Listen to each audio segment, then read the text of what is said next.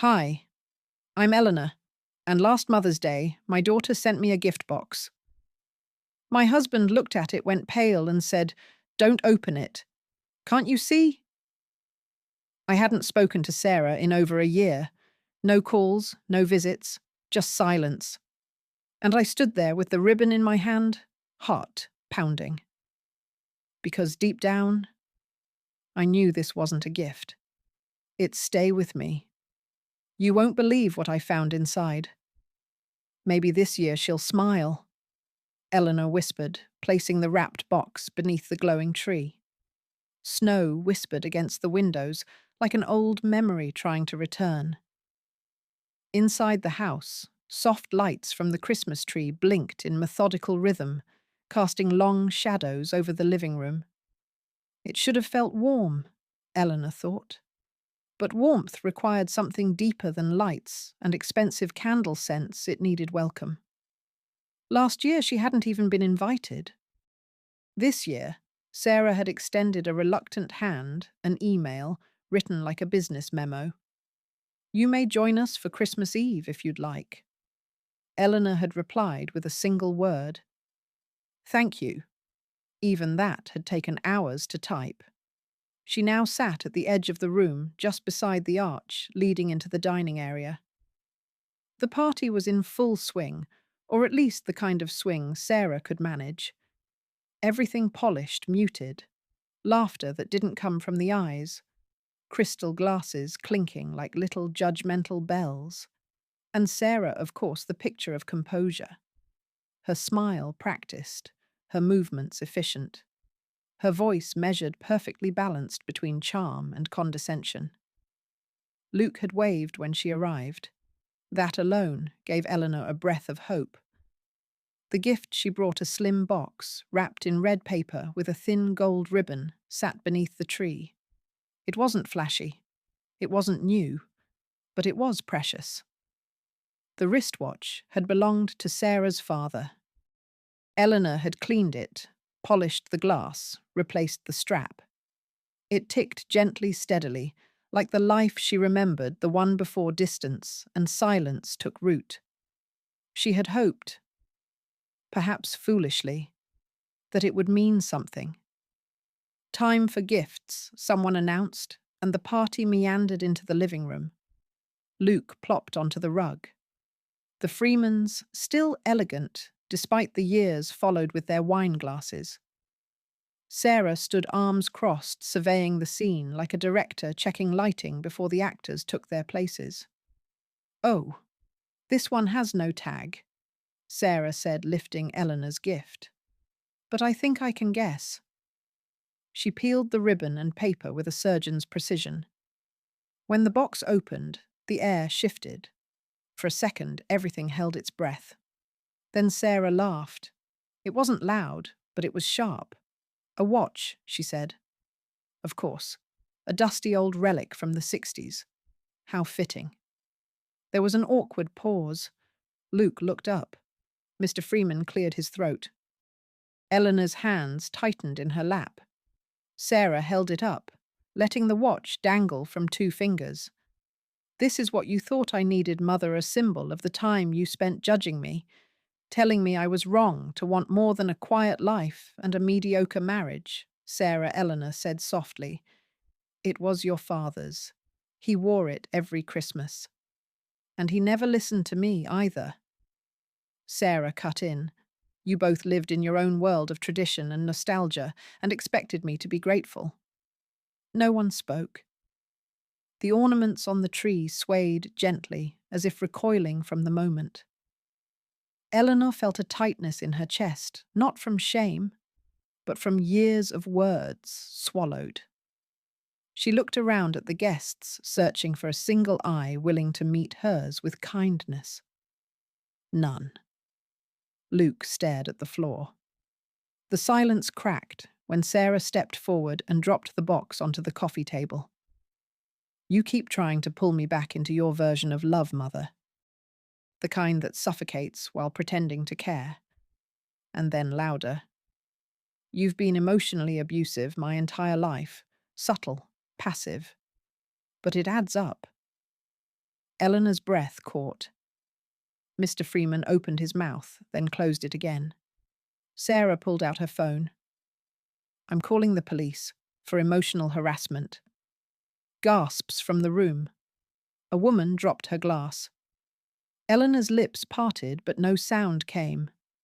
Across the room, a young man, Riley, the quiet guest in uniform, watched from a corner, unmoving, his eyes not on Sarah, but on Eleanor. She looked down at the watch, still ticking in its box, like nothing had changed. The world had gone still. But time, as always, kept moving. The siren wasn't loud, but it sliced the warmth out of the room.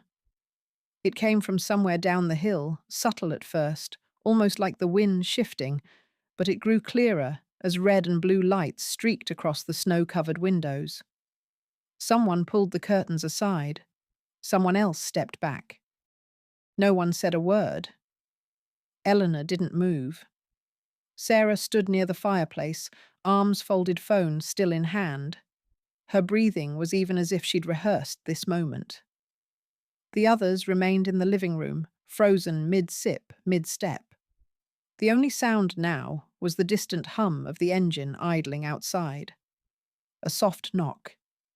Then the door opened. She stepped in. Officer Riley, uniform, crisp cheeks flushed from the cold, paused just beyond the threshold, eyes scanning the room.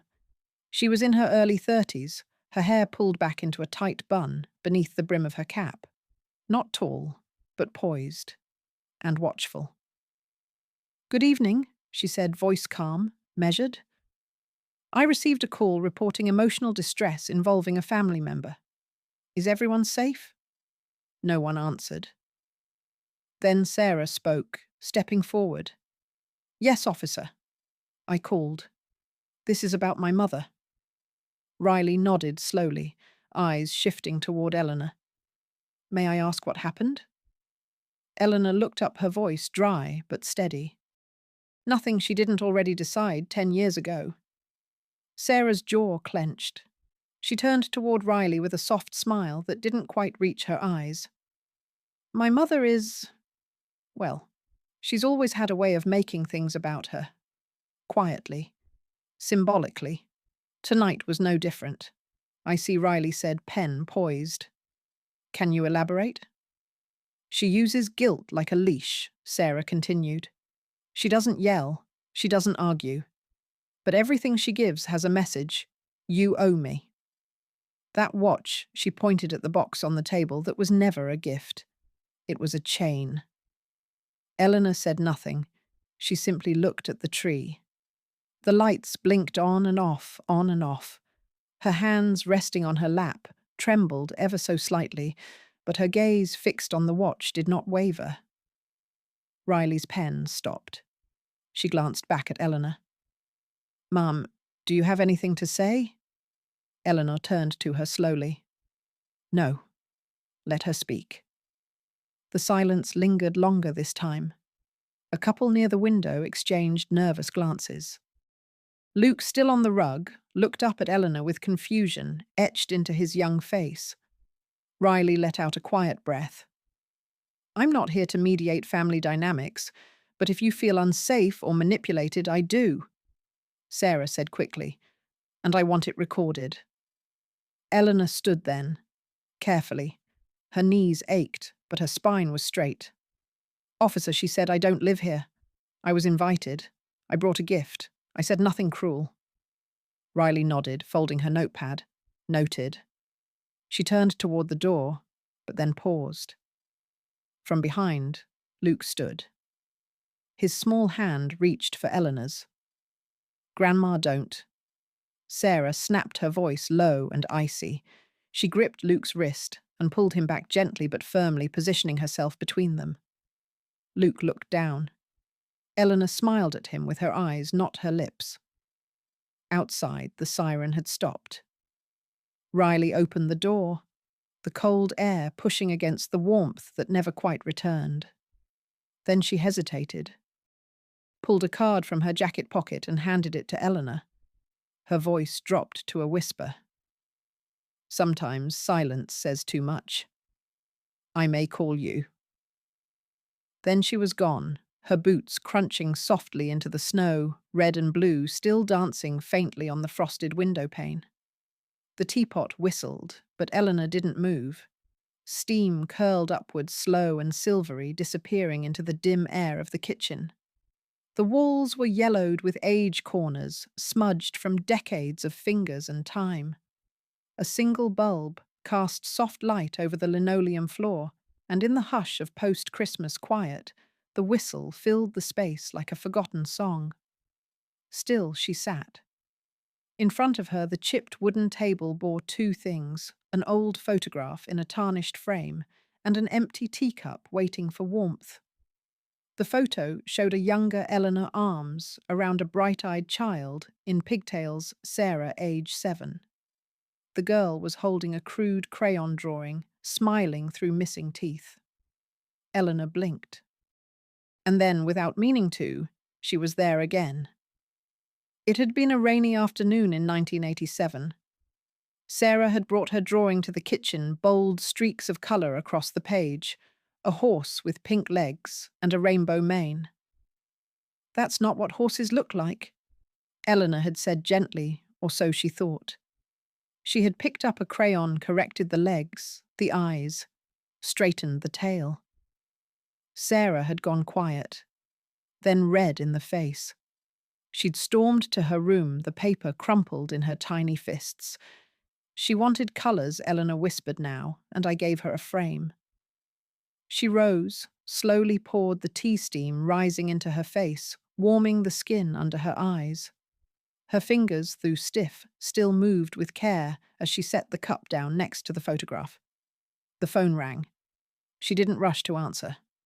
Let it ring twice, 3 times. On the 4th, she picked it up. "Mrs. Vance." "This is Officer Riley." A pause. "Yes, I just—" Riley hesitated. "I've been thinking. I think I wasn't wrong to hesitate." "Can we meet?" Eleanor took a moment. "Why, I'd like to understand something. If you're willing." Another pause. "Tomorrow," Eleanor said. "Noon. At the Rosewood Diner on Tremont." "Thank you, Mum." The line clicked off. Eleanor placed the receiver down gently and walked to the living room. Her knees ached as she knelt before the old cabinet tucked in the corner. The drawer stuck a bit, then gave way. From within, she pulled out a worn leather notebook, faded green, with the spine cracked at the edges. She sat back into the armchair and opened to the first page. 1995. My daughter, my silence. The handwriting was small but steady.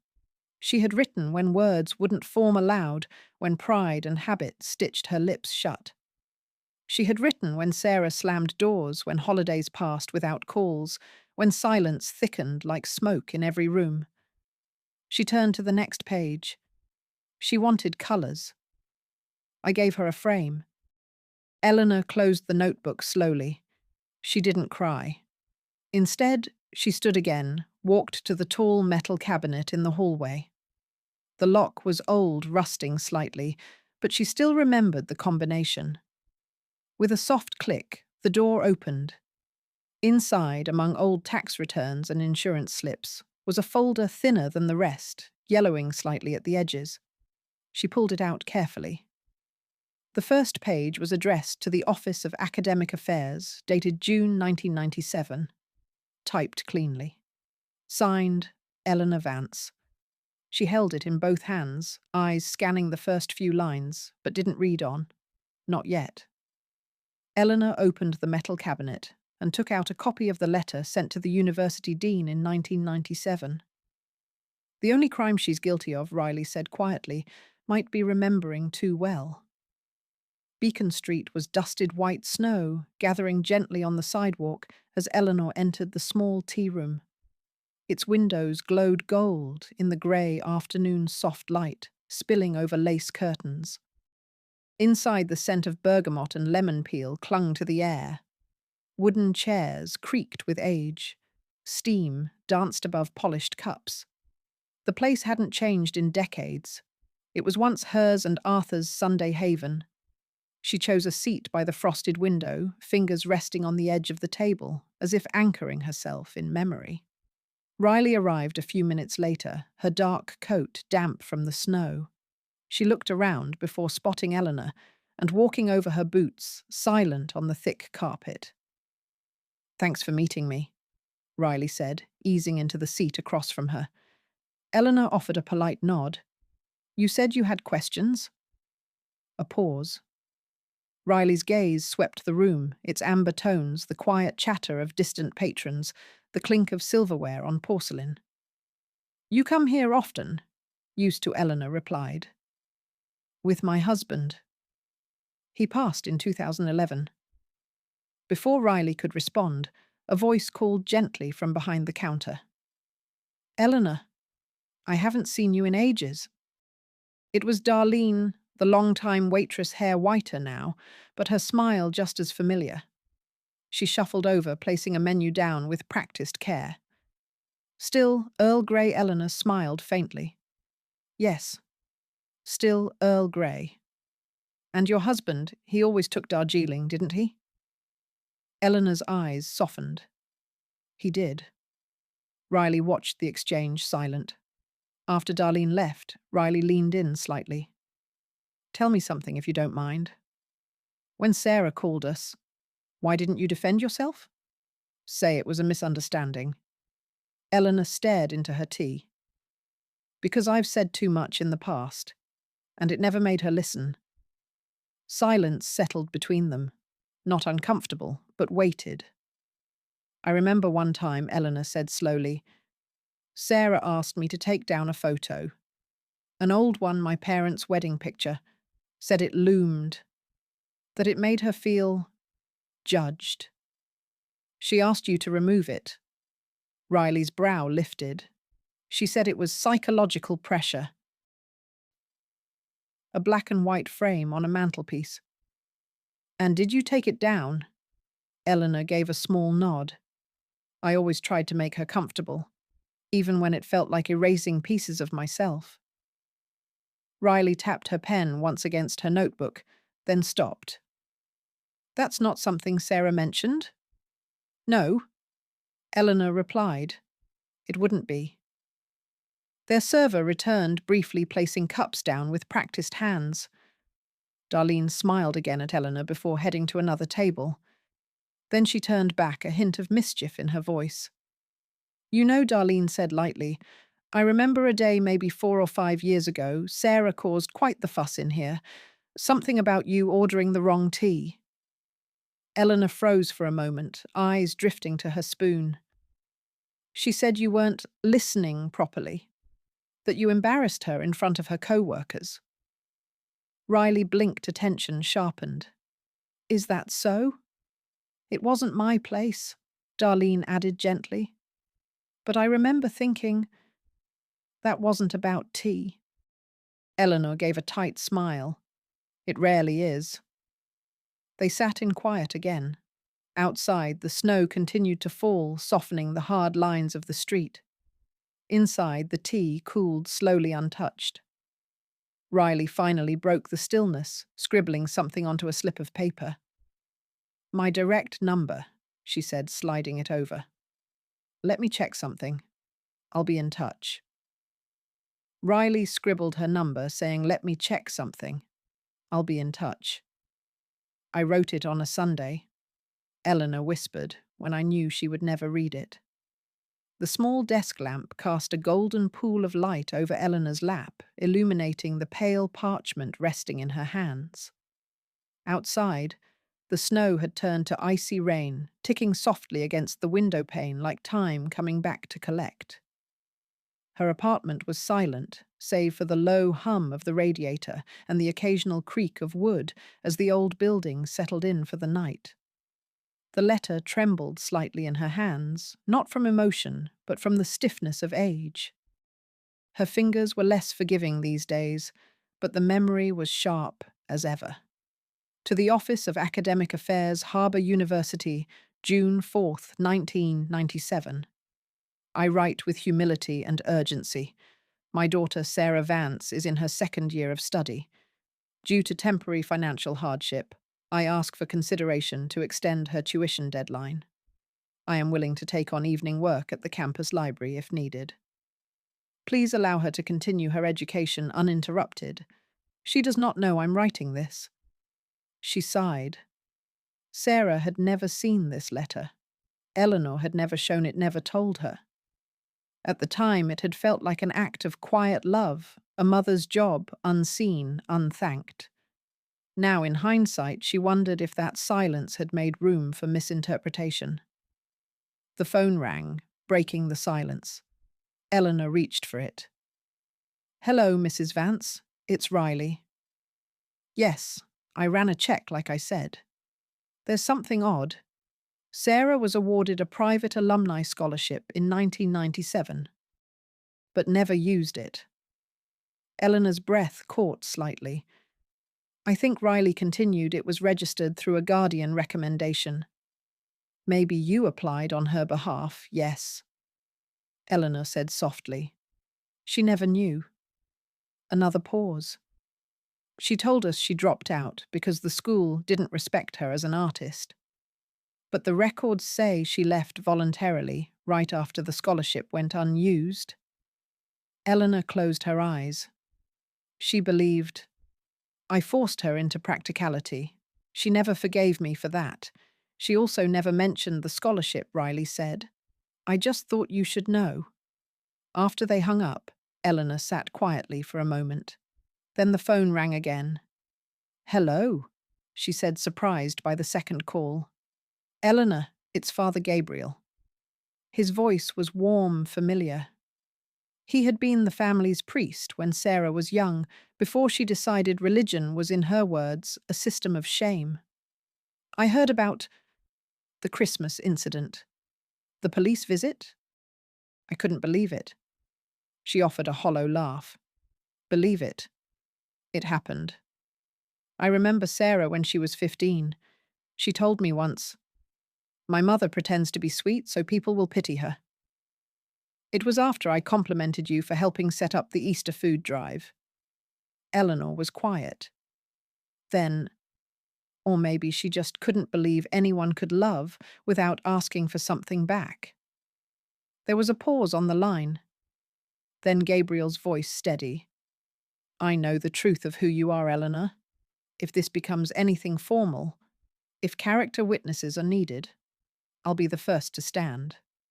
Gabriel, if you ever need someone to testify to your character, I'll be the first name on the list." "She left me something on the stairs," once Eleanor said. "A drawing. Then she told me to throw it away." Autumn in 1991 had arrived with crisp air and golden leaves that crunched underfoot. The old house smelled of cinnamon and dust, with the faint scent of baking apples drifting from a neighbour's window. Eleanor remembered the day clearly, the sunlight slanting across the hardwood floors, the creak of the top stair, and the silence that always lingered after an argument.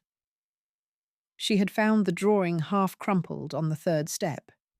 It was Sarah's, a picture done in crayon, bold and uneven. A family picnic, trees, a red checkered blanket.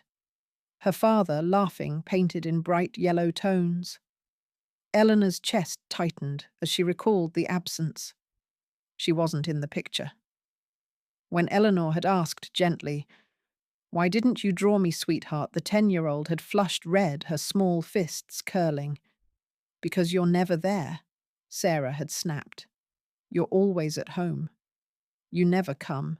I stayed home to cook, to clean, so you could go." "I don't care," Sarah had shouted, tearing the paper down the side before throwing it on the floor. "You ruin everything, even drawings." Then she had stormed up the stairs and slammed her bedroom door. Eleanor had picked up the torn artwork, smoothing it with trembling fingers. Later that evening, when Sarah was asleep, she taped it back together and slipped it behind a photo frame in her bedroom, a quiet act of mourning. In the present, the same frame sat on Eleanor's nightstand. The edges of the old drawing peeked from behind the photograph of Sarah's graduation. With care, she pulled it free. The red crayon streak was faded, but still sharp, a father's sweater bright as flame. One corner had browned fragile. A knock at the door startled her. She opened it to find Luke standing there, scarf half loose and cheeks pink from the cold. "Hi, Grandma." Eleanor blinked. "Luke." "Does your mother know she's at work?" he said quickly. "I told the babysitter I'd go next door for a minute." That wasn't a lie. She stepped aside, unsure whether to embrace or hesitate. He walked in, gaze flitting curiously around her quiet apartment. "I found an old drawing," she said after a pause, handing it to him. Luke took it carefully, head tilting. "Mum drew this, yes, when she was your age. She was good," he said, tracing the trees with his finger. "Why is it ripped?" "There was an argument.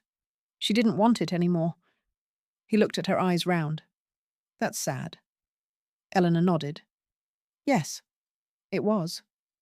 He sat down on the couch, small legs swinging. "Mum told me I shouldn't visit you anymore," he said quietly. "She said you make people feel guilty." The words hit Eleanor like frost on glass. She swallowed. "But I don't think that's right," Luke added. "I like being here." She sat beside him, both of them quiet for a while. The radiator clicked.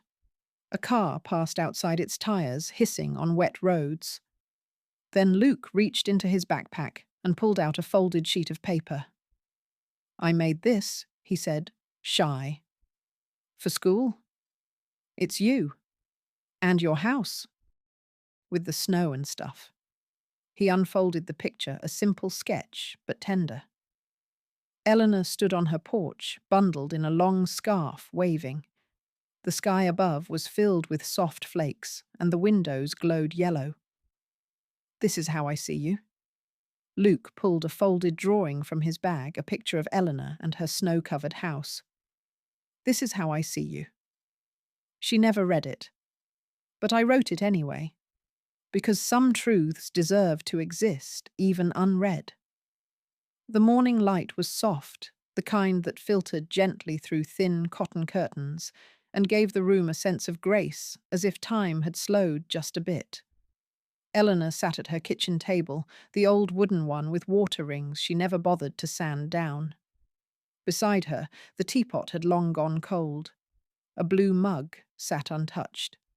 She picked up her pen. The paper before her was plain, no letterhead, no official stamp. She did not want this to look like a complaint or legal plea. This wasn't about Sarah being punished. It was about memory. She began, slowly. May 4, 2023. I understand this may not be admissible nor necessary, but I've come to believe that sometimes what matters is not what's investigated, but what's remembered. My daughter Sarah is not cruel. She is wounded. But her wound grew in silence, and now it lashes back with names I don't recognize. There was a time she loved colours. When she was 10, she drew a picnic, her father smiling bright in red. She told me not to keep it. I kept it anyway. In 1997, she told me I ruined her life because I sent a letter to her university behind her back. What she never knew was I was begging them not to cancel her scholarship. I had offered to work part-time at the library to help cover her tuition. I never told her. I was ashamed of my small income, of my inability to give more. These aren't just events. They are the fabric of a life we shared. I do not ask for judgment. I ask only for the truth to have a place to rest. She paused, letting her fingers hover over the page. Her handwriting trembled in places, but she did not cross anything out. She signed it. Eleanor Vance.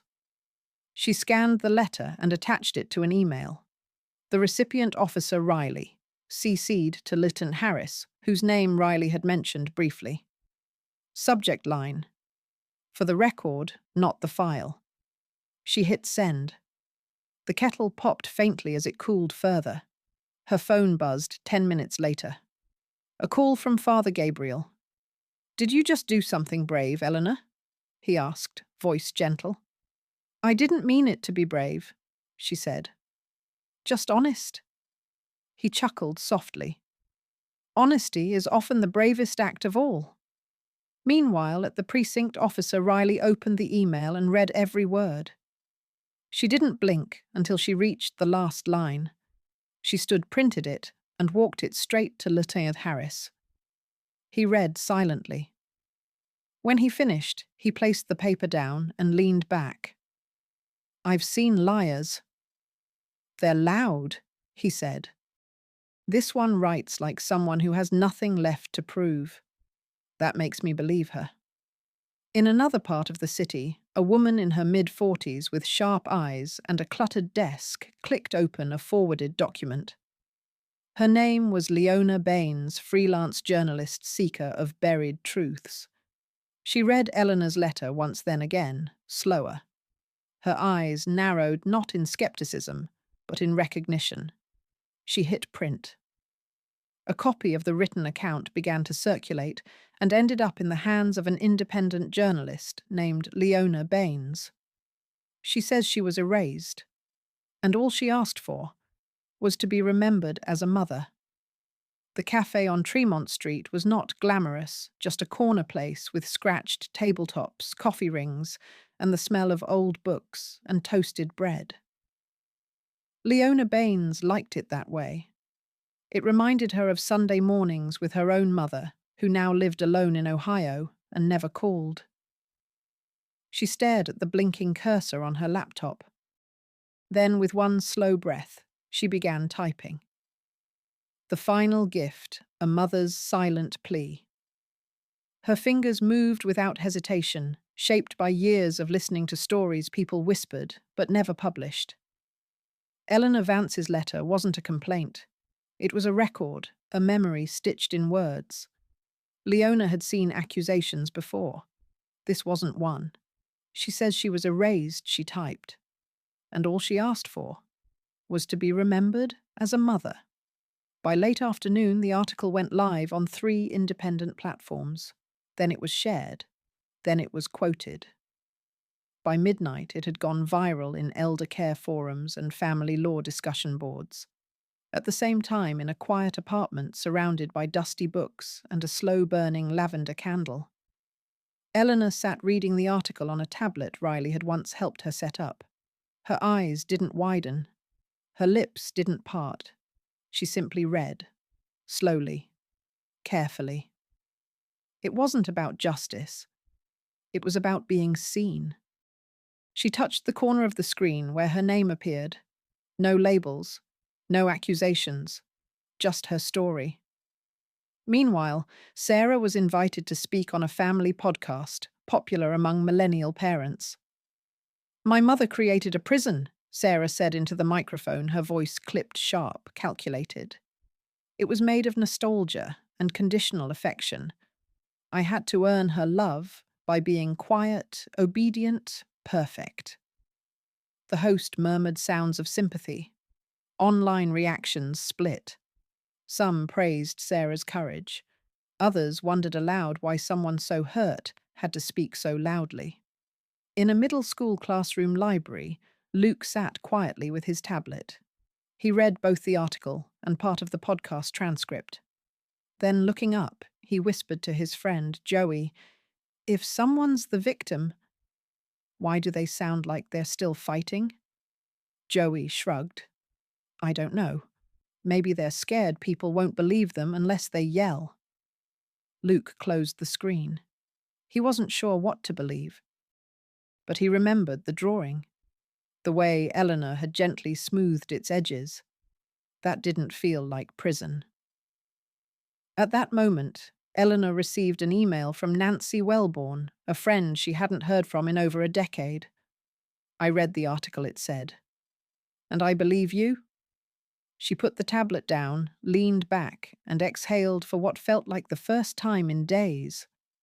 Later that evening, a new message landed in her inbox. The subject line was blank. The body read, "I know what she did that year. Call me." No name, no number.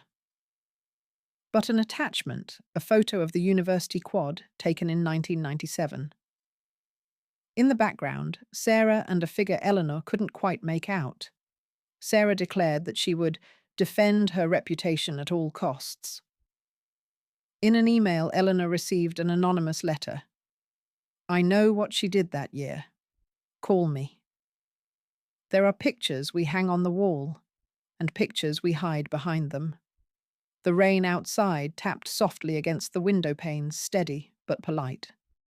Inside Eleanor's apartment, the lights were dimmed to amber shadows curling in the corners like old cats returning to familiar spots. She stood before the hallway mirror, a modest wooden frame hung neatly above the heater. For years, it had simply been there.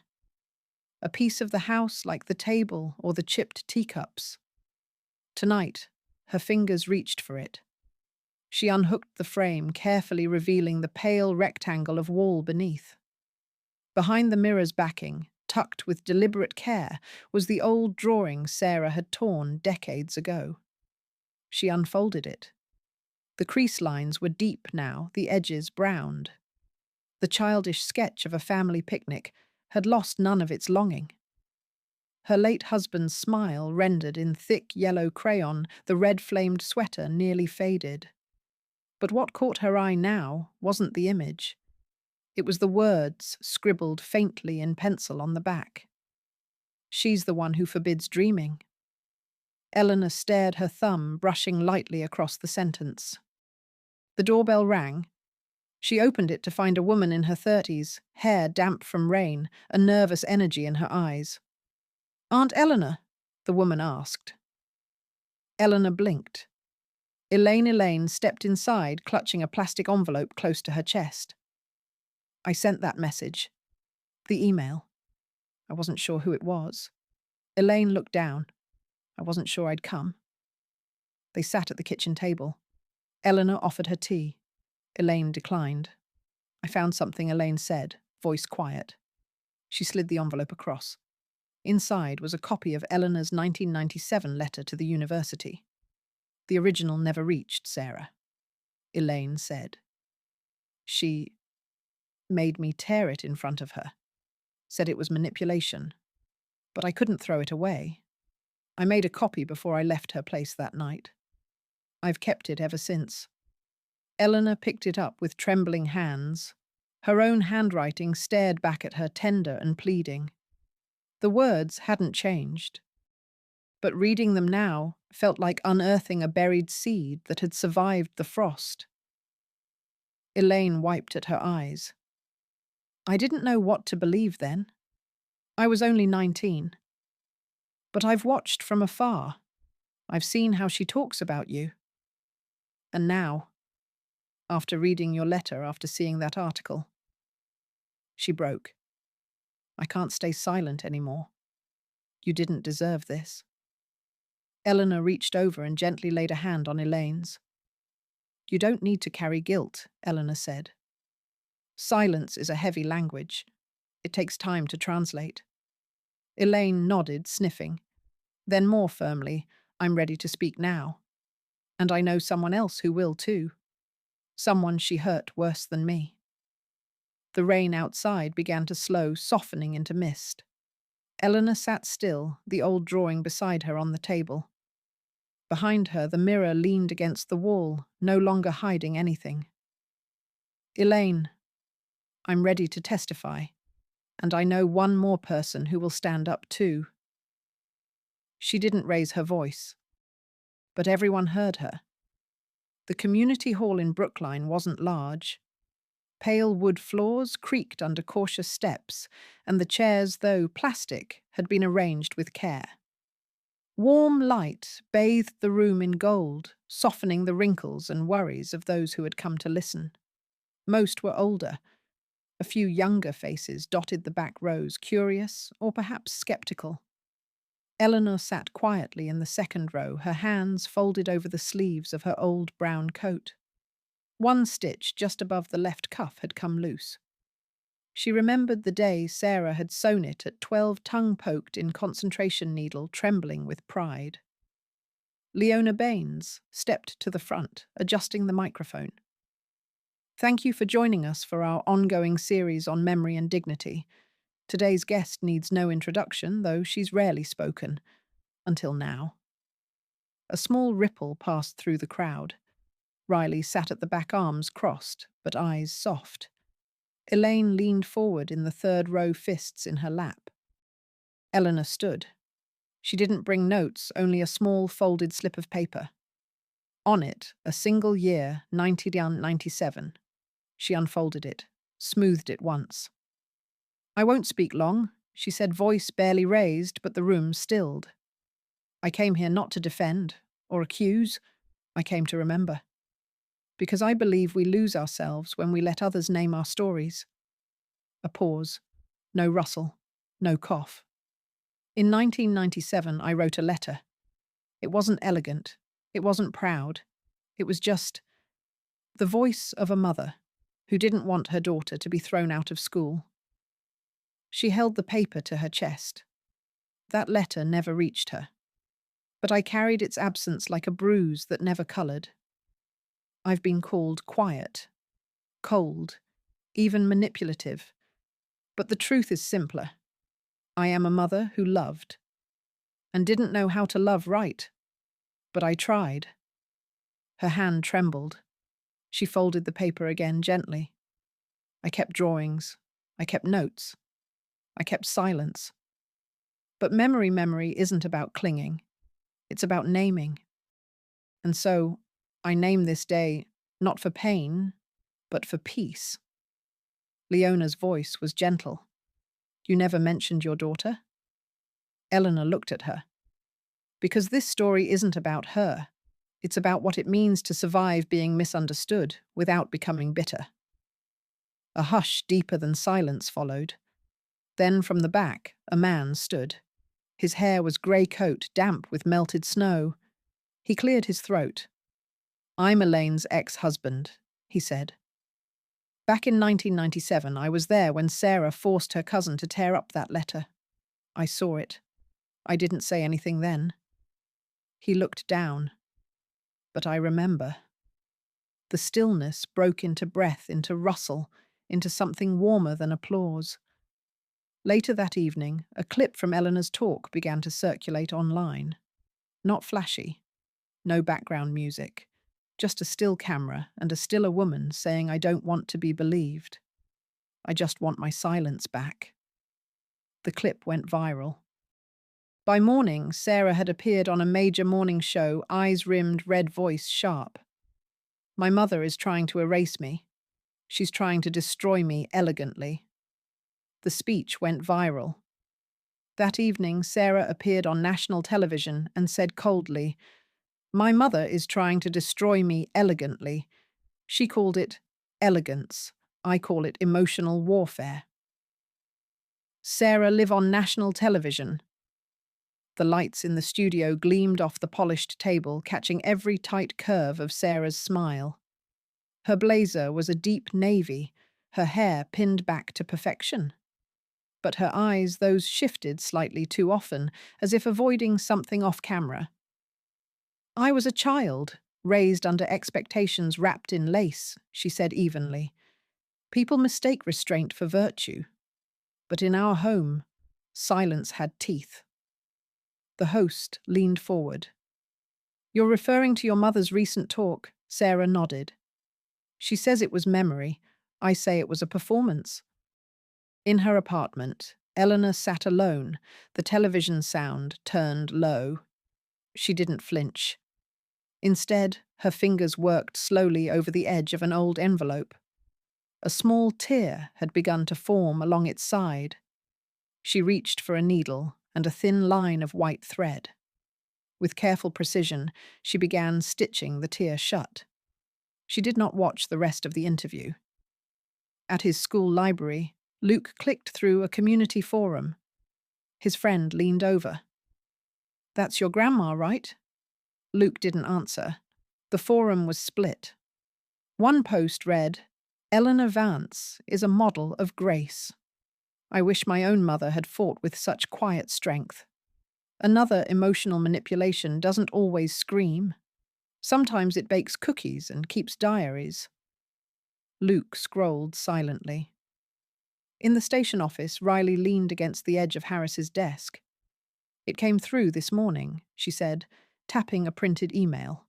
Anonymous report, claiming Eleanor Vance is smearing her daughter's public image. Harris frowned. "No name, no. But you and I both know where it came from." "She's playing the long game," he muttered. Meanwhile, Leona stared at her own screen. Her fingers hovered over the keyboard, pausing at the headline she'd just typed, "When We Speak of Mothers." She wrote, "I was once a daughter who thought my mother existed only to limit me. Then I became a mother, and I understood the weight of watching someone walk away from your protection." Eleanor finished the stitch on the envelope and set it gently atop the others in her drawer. Not as evidence, just as something whole again. A ping sounded on her laptop. An email, no subject. She opened it. "You don't know me, but I believe you." Eleanor received an email from a stranger. "You don't know me, but I believe you.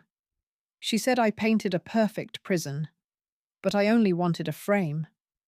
Rain ticked against the windows in slow, deliberate fingers, like someone too polite to knock, but too patient to leave. Eleanor sat in her living room, the lights dimmed, the silence gentle. Before her lay a quiet altar of old things, a torn newspaper, a wrinkled letter, a faded drawing with corners curled. Nothing had been thrown away. Nothing ever was. There was a knock, then a familiar shuffle of sneakers. Luke stood at the door, his cheeks flushed, a drawing rolled up in his hand. "I finished it," he said, grinning. "Do you want to see?" Eleanor motioned him in. He unrolled the paper on the coffee table. The sketch was soft done in coloured pencil. Eleanor sitting in a snow-covered yard beside a tall, bare tree. The house behind her looked smaller than in reality, but the woman was still.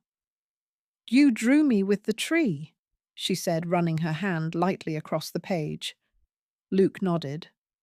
"Trees stay in one place, but people get cut down without anyone asking them first." Eleanor blinked.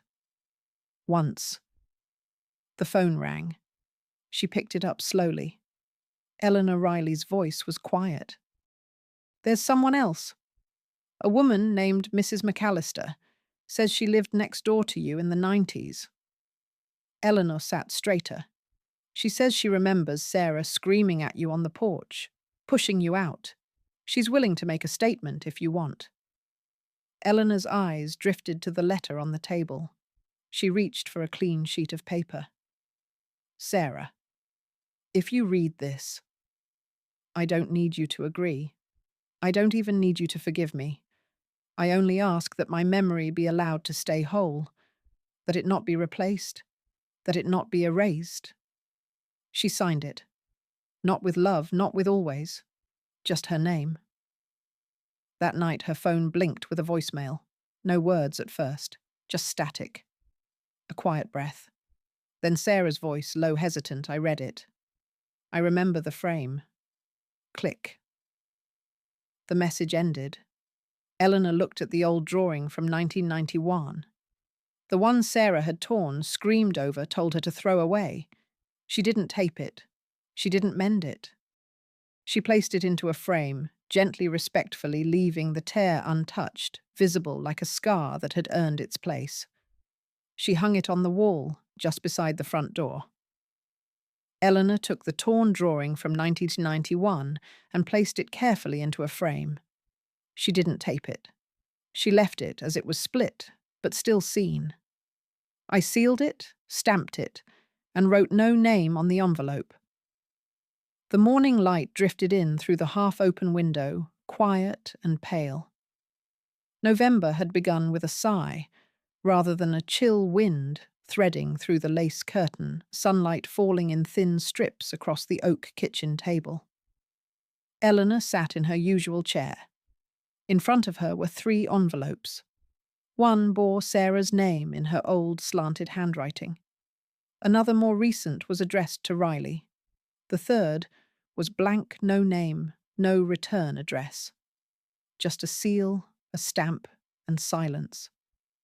She picked up her pen again. I once believed that love meant doing everything right. That keeping someone safe meant never letting them fail.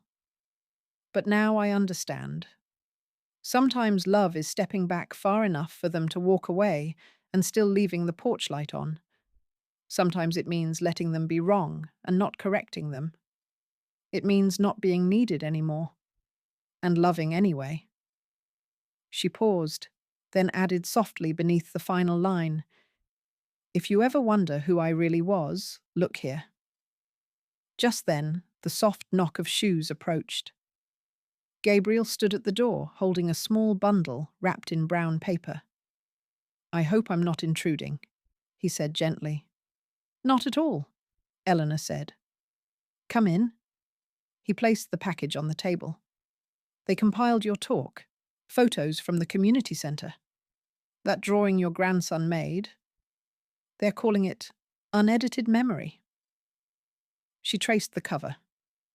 Her name wasn't printed, just a simple photo of a framed drawing with a torn corner.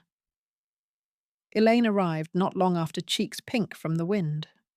She handed Eleanor a folded slip. "I submitted an apology," she said, "on Sarah's behalf. I didn't ask her permission, and I don't care if she finds out." Eleanor looked at her expression unreadable, then reached over, squeezed her hand once.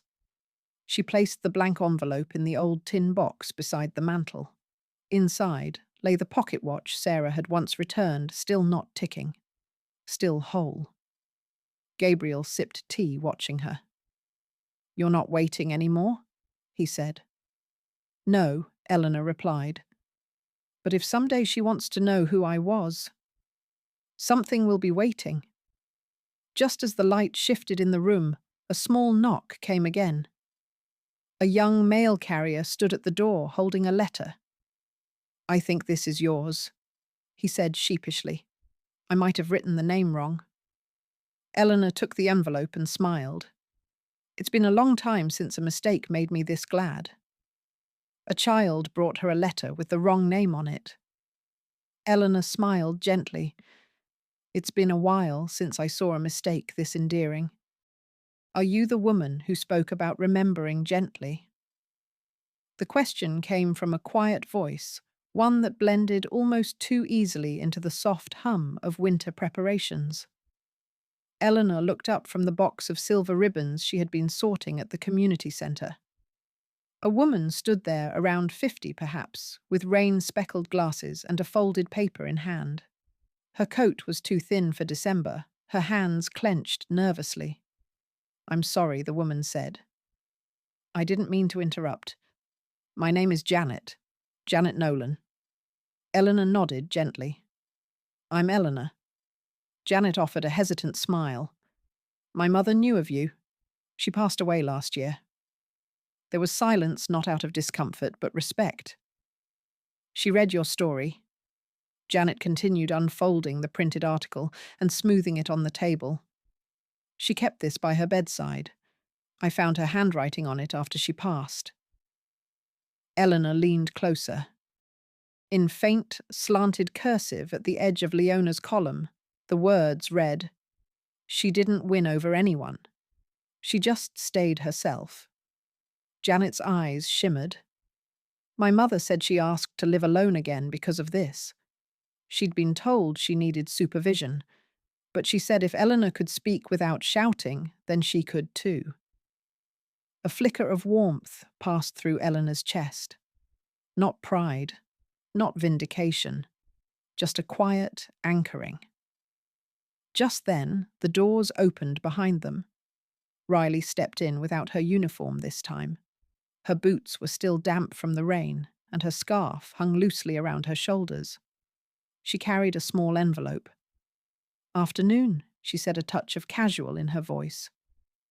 She looked between the two women, then gently handed Eleanor the envelope. Official notice, all charges dropped. Permanently, no record retained. Eleanor took the envelope without opening it. Thank you. No. Riley said, her voice softer now. Ma'am, we don't say this enough, but thank you for not yelling back. Eleanor blinked. Of all the things she'd heard this year, that felt like one of the heaviest. The sound of laughter drifted from the far corner. Volunteers were testing the Christmas lights, stringing them around the windows and folding tables. A line of warm bulbs blinked on one by one gold, green, red. Eleanor looked up at them. Christmas came early this year, she said mostly to herself. Riley followed her gaze. Feels like it. Janet nodded. Some lights just need time to warm up. The moment lingered quiet without proclamation. Then Eleanor's phone vibrated gently in her coat pocket. A message from Leona Luke says he wants to send you something special. Get ready. It snowed again. But it felt quieter, like the world was trying not to wake the past. The soft hush of Christmas morning blanketed the windows of Eleanor's apartment. Outside, the world wore white like a memory that had let go of its sharpest edges. She sat in her usual spot by the small table, wrapped in her knitted shawl, one hand gently cupped around a mug of barely warm tea. There was no tree this year, no ornaments, no garlands, just a single photo frame on the windowsill, a candle burning beside it. The frame held two drawings now. One was faded, the edges torn, the colours a little bled, from time Sarah's old drawing, the one she'd thrown on the stairs years ago in a storm of childhood fury. The other was Luke's, the snow-covered house, a small woman standing quietly beneath the tree. Eleanor didn't display them for forgiveness. She placed them side by side because in their own ways, they were truths. The kettle clicked off behind her, but she didn't move. The silence wasn't lonely anymore. It was something softer settled. A small knock pulled her from her stillness. Janet stood at the door, her cheeks pink from the cold, a knit cap pulled low over her ears. She smiled, holding out a modestly wrapped package with both hands. Morning, Janet said, stepping in as Eleanor gestured for her to come inside. My mum's making stew. I convinced her to add extra garlic this year. We're having a community lunch at the centre, anyone who doesn't want to be alone. We'd love for you to come. Eleanor took the package and laid it gently on the counter. That's kind of you, she said. I haven't made my pecan pie in a long time, but I think I remember the recipe. Janet grinned. You'd make some people very happy. After Janet left, Eleanor sat again and unwrapped the gift slowly. Inside was a small wooden box, and within that, a glossy print of Luke's drawing, the same one he'd given her, only printed and laminated carefully with a ribbon. On the back, in Luke's tidy handwriting, because you never needed to raise your voice to be heard. Her chest rose with something she didn't quite call pride. It was gentler than that, a recognition, perhaps, that someone had seen her clearly. She set the box aside and lit a second candle beside the frame. Outside, the snow continued to fall, but without the hush of isolation. It sounded like breath, like lullaby. She picked up the cloth-wrapped tin that sat in the corner of the kitchen, the same one she had used to store Sarah's first pair of baby shoes, now filled with ingredients for her pie. A small ritual, not for tradition, for self. The bell rang again. No footsteps this time, just an envelope slipped through the door. She bent, slowly picked it up. Her fingers paused at the handwriting. It wasn't rushed. It wasn't heavy. It was unmistakable. She turned the card over and read the line aloud, her voice barely louder than the wind beyond the glass. I remember when you hung my drawing, it said. I didn't understand then. Maybe now I do. She stood there a long time, the card pressed to her chest. The clock on the wall ticked. The tea cooled. The snow kept falling quiet, gentle like forgiveness that asked for nothing in return. A postcard from Sarah. Just one line I remember when you hung my drawing. I didn't understand then. Maybe now I do. Some gifts don't shine, but they stay. The late afternoon light softened everything. Warm, golden slants filtered through the tall windows of the Brookline Community Centre, brushing against wooden tables and casting long shadows on the canvas-covered floors. A gentle hum filled the room, voices, laughter, the scratch of pencils on paper, but it was not loud. It was the kind of sound that made space for thought. Eleanor stood quietly at the front, a folded apron tied around her waist. The table before her was strewn with coloured pencils, pastel sticks, and watercolour tins that smelled faintly of childhood. She hadn't led a group activity in decades, but something in her hands, still steady, told her she belonged here.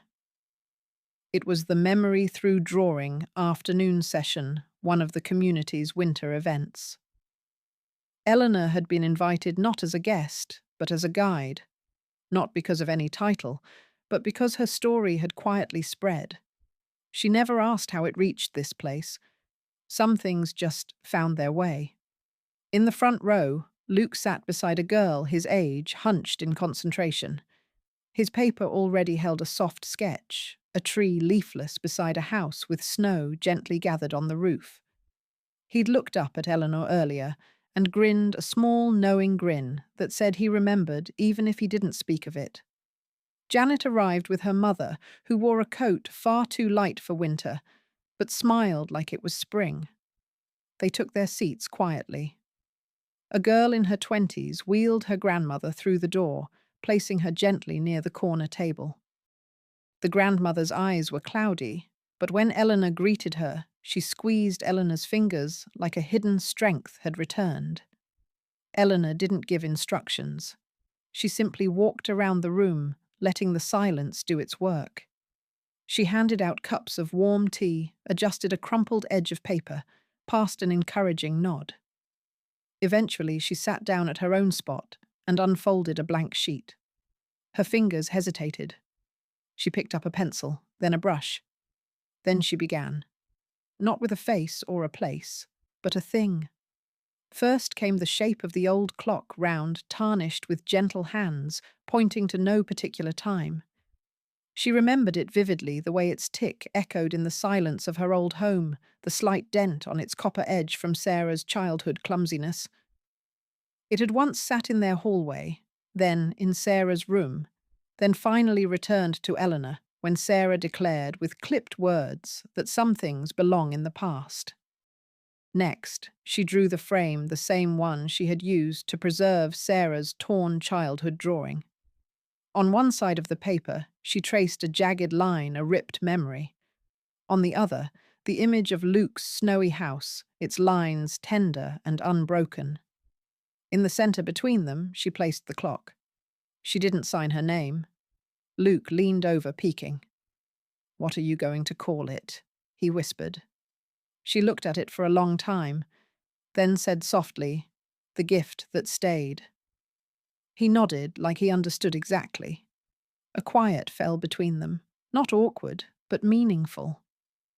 Around the room, people were lost in their own sketches, shadows of fathers never hugged colours of rooms they'd left behind, the outline of a scarf, a teacup, a tree that used to grow outside the kitchen window. Eleanor folded her hands in her lap and let her eyes close just for a moment. Not to rest, but to let the feeling linger. As the session wound down, people quietly began cleaning up their tables, folding their drawings with care, or slipping them into folders. Eleanor remained seated, her hands resting gently on the edge of the table. The warmth of the room lingered on her skin. For once, the silence around her didn't feel like absence. It felt like presence of things, accepted, of stories, completed even if never fully understood. A woman Eleanor hadn't noticed earlier stood up slowly from the back row. Her silver hair was pulled into a bun, her cardigan lined with tiny embroidered flowers. She approached without speaking, only offering a faint smile as she drew closer. Then she took Eleanor's hand in both of hers. Her eyes shimmered, but there were no tears. She pressed a folded piece of paper into Eleanor's palm. "You don't know me," she said, her voice low, gravelly with age. "But your story. It saved me from staying angry at my son." Eleanor didn't speak. She only gave a small nod, pressing her hand gently over the woman's. The woman turned and walked away, her steps light. Eleanor slowly unfolded the paper. Inside was a single sentence, handwritten in blue ink. "You reminded me that quiet love is still love." She closed the note carefully and slipped it into the inner pocket of her coat, the same coat with the uneven stitches Sarah had sewn as a child. Her fingers brushed that thread, now worn, but still intact. Someone turned the lights lower in the hall. People began saying their goodbyes. Janet passed by with her mother, waving gently. Luke looked back over his shoulder, holding up his picture proudly. Eleanor gave him a wink. She didn't need to see the drawing to know what it was. Stepping outside, she was surprised by the air. It was crisp, but not biting. The snow had stopped sometime during the session.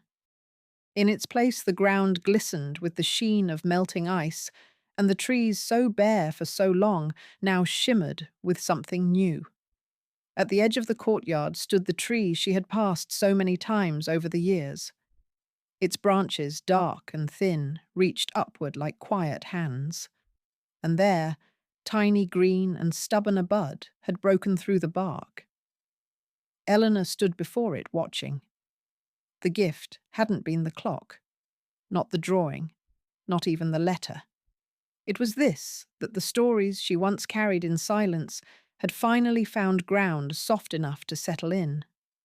Not to prove anything, not to win anything, but simply to be.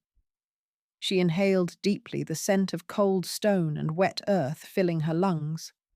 Then she smiled, not the kind that curved the lips, but the kind that softened the eyes. Behind her, laughter echoed faintly from the center. Ahead of her, the tree remained. Some gifts don't shine, but they stay. Eleanor stepped outside. The snow had melted. The barren tree in the yard was sprouting buds. The snow had melted, but what remained was not silence, it was presence. After decades of being dismissed, manipulated, and forgotten, Eleanor reclaimed not her daughter, but herself. Justice did not arrive loudly, nor with revenge, but with quiet truth layered in witness and dignity. Because sometimes the gentlest act of resistance is simply not letting the past be rewritten. Some gifts don't shine, but they stay. If this story touched something in you, a memory, a wound, a truth, share it below. Tell us, when did you decide enough was enough? Tap follow to stay close to the next heavy stories that make silence speak.